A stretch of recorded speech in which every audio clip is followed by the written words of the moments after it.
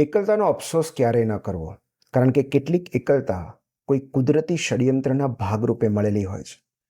ક્યારેક યુનિવર્સ આપણને ઈરાદાપૂર્વક એકલા પાડી દેતું હોય છે, કારણ કે અયોગ્ય સ્થળ અને લોકો વચ્ચે એ આપણને જોઈ નથી શકતું.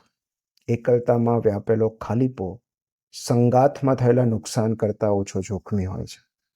આમ પણ વ્યક્તિગત પરિવર્તન ક્યારે પબ્લિકમાં નથી થઈ શકતું. ચિંતન કરવા માટે ટોળાથી અલગ થવું જ પડે છે. અન્યને અનુસરનાર ક્યારેય જાતને પામી નથી શકતો.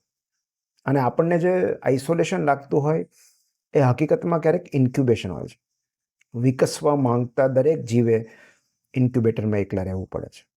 કોઈ પ્રીમેચ્યોર બેબીની જેમ આપણે પણ એટલા નાજુક અને અલ્પવિકસિત હોઈએ છીએ કે જગતનો સામનો કરતા પહેલા થોડો સમય ઇન્ક્યુબેટરમાં રહેવું પડે છે. દરેક એકલતા સજા નથી હોતી, કેટલીક જાળવણીના ભાગરૂપે હોય છે.